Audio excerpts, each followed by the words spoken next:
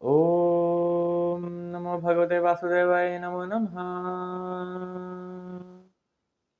आज 23वां अध्याय एक तितिक्षु ब्राह्मण का इतिहास। सुखदेव जी राजा परीक्षित को कहते हैं कि जो भगवान श्री कृष्ण हैं ये मुक्ति के दाता हैं। जो चीज आपको चाहिए हो, चाहे संसार या संसार से परे या फिर मुक्ति या उनके चरणों में भक्ति, केवल वही एकमात्र देने वाले हैं। सभी देवताओं की उत्पत्ति ही केवल परीक्षित उनसे हुई है। तो जब ऐसा प्रश्न उद्धव जी ने किया कि हम अपने हृदय को भला कैसे संभाल सकते हैं यदि कोई हमें कटु वचन कहता है, कोई बुरा भला कहता है, और जब वो अपनी हद पार कर जाता है बुरा भला कहने की, तो हम कैसे सहन कर सकते हैं। तो प्रश्न की सराहना करते हुए भगवान श्री कृष्ण अपने मुख से क्या कहते हैं वह सुनिए। वह कहते हैं कि ऐसे संत मिलना आज के समय में बहुत ही कठिन है, जो अपने हृदय से दूसरों की बातें बहुत कुछ सुने, बुरा भला सुने और उसके बाद चुप रहें, कुछ ना कहें उन्हें। ऐसे संत ही बहुत कम मिलते हैं, क्योंकि ऐसा देखा जाता है कि ये जो मनुष्य है, इसके हृदय पर यदि बहुत से बाण मार दिए जाए तो इसको उतनी पीड़ा नहीं होती जितनी कि इसको पीड़ा होती है किसी के कहे वचनों से। और जब उसके वो सगे संबंधी अपने होते हैं जिससे वह प्रेम करता है, और जब वो उसको ऐसी बातें कह देते हैं, तब वो उसके हृदय को ज़्यादा पीड़ा पहुंचाते हैं बाणों की बजाय। तो भगवान कह रहे हैं कि मैं तुम्हें इसके ऊपर एक प्राचीन इतिहास सुनाता हूँ। इस इतिहास से बड़े बड़े संतों की, ऋषियों की गति जो हुई है मेरे तक पहुँचने की, वह उन्हें प्राप्त हुई है, क्योंकि इससे उन्होंने अपने मन को वश में कर लिया था। और ये जो प्राचीन इतिहास है यह गोपनीय है, तो इसे तुम ध्यान करके सुनो। यह एक भिक्षुक के बारे में है। जो वह भिक्षुक है उसका बहुत से लोग अनादर करते हैं, उसे मारते हैं, पीटते हैं और अनाप शनाप भला बुरा पता नहीं क्या क्या कहते हैं, लेकिन फिर भी वह अपने मन को काबू में रखता है और किसी को कुछ भी नहीं कहता। यह उस ब्राह्मण की गाथा है। भगवान श्री कृष्ण कहते हैं कि उज्जैन में एक ब्राह्मण रहा करते थे। वह ब्राह्मण बड़ा ही कृपण, क्रोधी और लोभी था। और इतना लोभी होने के बाद उसको केवल एक ही चीज आती थी, खेती व्यापार से धन इकट्ठा करना। उसने अपना इतना धन इकट्ठा किया, इतना धन इकट्ठा किया कि केवल उसी की रक्षा करना और धन इकट्ठा करना उसका जीवन में यही कार्य है। ना वह उसको किसी का उपयोग करने देता कि मेरा परिवार जो है वह भी इसका उपयोग नहीं करे, ना मैं इसको अपने उपयोग में लाऊंगा, मैं तो केवल इसकी रक्षा करूंगा बस। यानी ऐसा धन वह इकट्ठा कर रहा था, ना तो उसे वह अपने भोग पूरे करता और ना किसी को करने देता। वह कहता मैं सिर्फ धन इकट्ठा करूंगा और मैं उसकी सिर्फ रक्षा करूंगा, कुछ नहीं करूंगा। कैसे मर्जी रह लेगा अपने घर में, लेकिन उस धन का प्रयोग नहीं करेगा। बस उस धन को इकट्ठा करना है, बस यही चाव चढ़ा हुआ है। धन से इतना ही मतवाला हो गया था वह। इतना करने के बाद जो उसके घर के थे, जो उसके संबंधी थे, ये भी उसका अनिष्ट चाहते थे। सगे संबंधी तो क्या, स्वयं उसकी जो अपनी पत्नी थी वह भी उसका अनिष्ट ही चाहती थी, क्योंकि वह ऐसे कर रहा था कि वह धन किसी को हाथ भी नहीं लगाने देता था कि यह मेरा है और मैंने कमाया है तो इसको कोई उपयोग नहीं करेगा। और ना खुद भोग भोग रहा था, ना उसने कोई दान दक्षिणा करी, ना किसी प्रकार का काम कर्म कमाया। ठीक है, उसके जो पुण्य थे उसके हिसाब से उसको फल मिल रहा है, उसका धन हो रहा है इकट्ठा। उसने धन बहुत इकट्ठा किया, सगे संबंधियों से उसने वैर बांध रखा था और कोई भी दान इत्यादि कार्य नहीं करता था। लेकिन जब पुण्य पूरे हो गए और जो यज्ञ के भागी देवता होते हैं वो उससे जब रुष्ट हुए, जब उनको उनका भाग नहीं मिला, पंच महायज्ञ के देवताओं को जब उनका भाग नहीं मिला, तो धीरे धीरे पुण्य समाप्त होने पर उसका धन जाता रहा। उसका धन तो ऐसे निकला कि वह खड़ा होकर अपने धन की रक्षा नहीं कर सका। कोई कोई उसका धन चुरा के ले गया, कुछ उसका संबंधियों ने धन चुरा लिया, कुछ साधारण मनुष्यों ने ले लिया।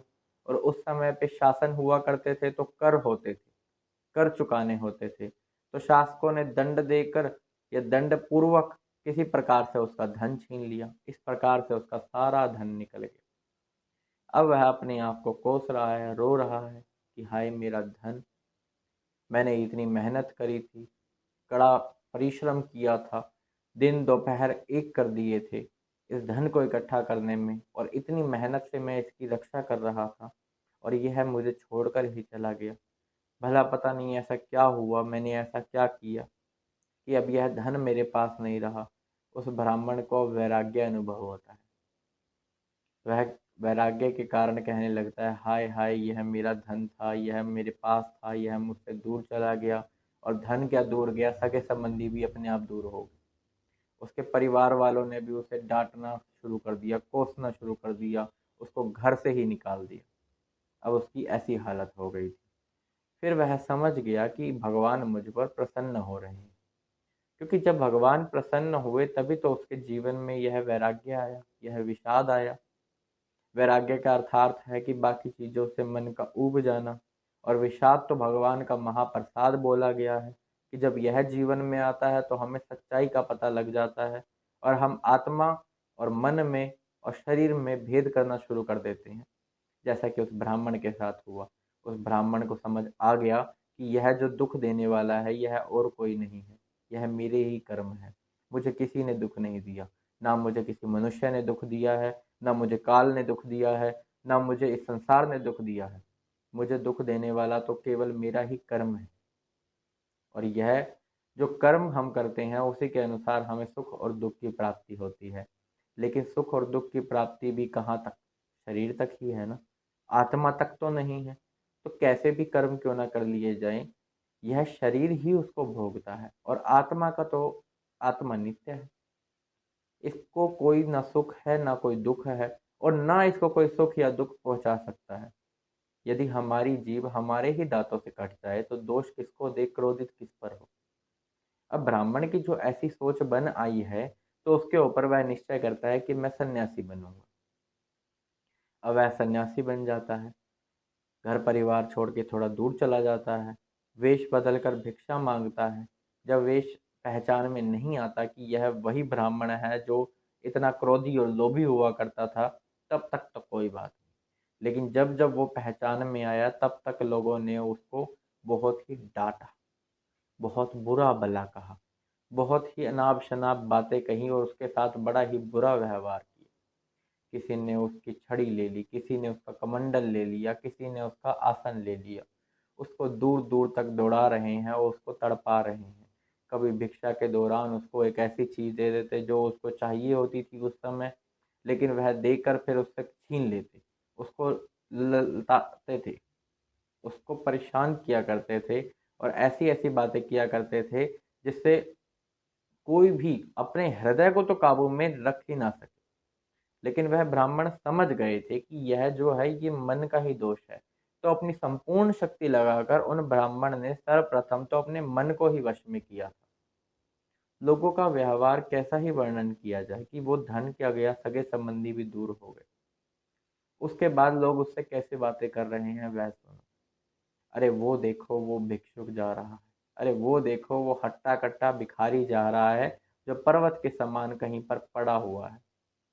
यह पहले बड़ा ही घमंड किया करता था, क्रोधी था, लोभी था, धन को इकट्ठा करने में लगा रहता था, धन को संचय ही करता रहता था, खर्च नहीं करता था, अपने परिवार वालों को इसने खुश नहीं किया। अरे ये कैसा है, यह तो ढोंगी है। जब धन चला गया तो सन्यासी बन गया, और जब धन था तो अपने आप में कोई महान आदमी बन के बैठा हुआ था। तब तो इसे बड़ा घमंड था अपने धन पे। तब तो ये सीधे मुंह बात भी नहीं करता था और छोटी छोटी बात पे इतना क्रोधित हो जाया करता था। आज ये अपना ढोंग कर रहा है सन्यासी होने का। ऐसी अनाप शनाप उसे बातें कहते, लेकिन वह सुन लेता और चुप रहता। भिक्षा मांगकर नदी के तट पर जाता, वहां भोजन करता, तो उसका भोजन करते करते लोग आते और उसके सर के ऊपर मूत देते, कोई उसके ऊपर थूक देता। भोजन करते हुए वो नदी के तट पर ब्राह्मण है और भोजन कर रहा है, और ये ऐसा लोग व्यवहार कर रहे हैं उसके साथ, क्योंकि वो पहले कैसे था ऐसा देख रहे हैं लोग। यह नहीं देख रहे कि अब वह कैसा है। लेकिन अपनी पूरी शक्ति इतना होने के बाद भी उसने अपने मन को वश में रखा और किसी को कुछ भी नहीं कहा। उसकी पेशेंस की बहुत ही सराहना करता हूँ मैं, जो भी वह ब्राह्मण थे। अब ब्राह्मण की इतनी पेशेंस, यहाँ तक कि जो लोग थे, जैसे तोता होता है, पशु पक्षी होते हैं, इनको पिंजरे में बंद कर देते हैं बांध कर, लेकिन मनुष्यों के साथ और एक ब्राह्मण के साथ भी ऐसा हो सकता है, और वो भी उस समय पर प्राचीन काल में। तो हुआ ऐसा, वहाँ के लोगों ने उसे बांध दिया, बांध कर घरों में बंद कर दिया। उसके बाद भी उन ब्राह्मण की हृदय की क्षमता देखियो, उन्होंने कुछ भी नहीं कहा किसी से, बंधे रहे, भूखे रहे, तड़पे, बहुत सी बातें सुनी, कोई सर पे मूत के जा रहा है, कोई भोजन छीन रहा है, कोई भिक्षा छीन रहा है, कोई कमंडल छीन रहा है, कोई आसन छीन रहा है, कोई सोने नहीं दे रहा, कोई मार रहा है, कोई पीट रहा है, कोई बांध रहा है, पशु के समान और उससे भी गिरा हुआ उस ब्राह्मण के साथ व्यवहार हो रहा है। लेकिन उस ब्राह्मण का मानना क्या है कि यह जो शरीर है, इसको दुख देने वाला ये मनुष्य नहीं है। तुम लोग वो नहीं हो जो मुझे दुख दे रहे हो, क्योंकि तुम इस शरीर को दुख दे सकते हो। यदि मेरे ही शरीर के एक अंग से किसी दूसरे अंग को पीड़ा पहुंचे, तो मैं किस पर क्रोध करूं? ऐसे ही तुम लोग जो हो, मैं तुम्हें एक आत्मा के रूप में देखता हूँ।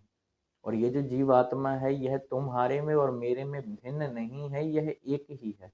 और ना ये परमात्मा से अलग है।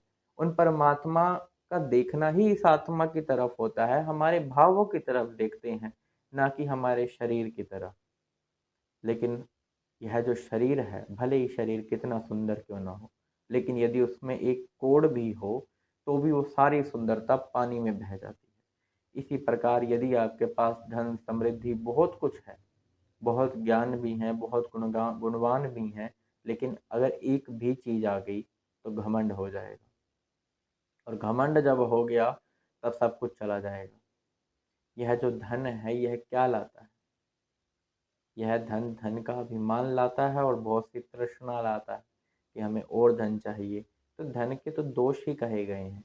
तो इसको मन में बस इतना रखें कि हाँ, धन है, लेकिन इसको अपने मन पर हावी ना होने दें। जहाँ पर इसका उपयोग किया जाए, वहाँ पर इसका पूर्णतः उपयोग करें। दान दक्षिणा में करें, प्रभु के कार्यों में करें, मंदिर की स्थापना में करें, इत्यादि कार्यों में करें। और जहाँ तक देखा गया है कि जिनके पास धन नहीं होता, धन की तृष्णा तो होती है, लेकिन वह फिर कैसे-कैसे कार्य करते हैं। चोरी करते हैं, दंभ करते हैं, लंपटता करते हैं और उलझे रहते हैं एक दूसरे में, किसी से द्रोह करते हैं, लड़ाई करते हैं, खून करते हैं, मारपीट करते हैं, शराब, दारू, नशा इत्यादि यही कार्य करते हैं। क्या इसी चीज़ के लिए धन है? नहीं। धन सुख के लिए है, लेकिन ऐसा सुख नहीं कि उसमें शराब और नशा इत्यादि खरीदा जाए। फिर वो घमंड है, अहंकार है, वह अपने मन को भी तक पहचाना नहीं है। उस ब्राह्मण पर भगवान ने कृपा ही करी थी कि उसका सारा धन छीन लिया, तभी वह सन्यासी हुआ, तभी उसे आत्मा और शरीर का भेद पता लगा। उसने फिर यही माना कि ना मनुष्य मुझे परेशान कर रहा है, ना काल मुझे परेशान कर रहा है, ना कोई देवता मुझे परेशान कर रहा है। जो यह ग्रह है, यह भी मुझे परेशान नहीं कर रही, यह तो इस शरीर को परेशान कर सकते हैं, लेकिन इस आत्मा को कोई कुछ नहीं कह सकता।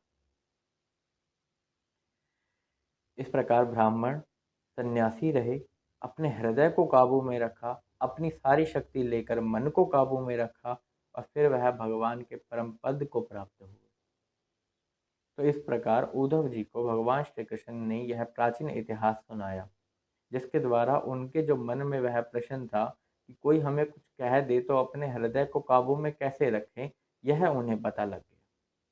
और यह प्राचीन इतिहास कोई भी श्रवण करता है, बिल्कुल एकाग्रता पूर्वक मन से, और इसको जब वह ग्रहण कर लेता है, तो वह भी सुख और दुख, इनके जंजाल में, इनके बीच में कभी भी नहीं पड़ता। फिर वह सिंह की तरह दहाड़ता हुआ इस सुख और दुख के बीच में से भाग उठता है।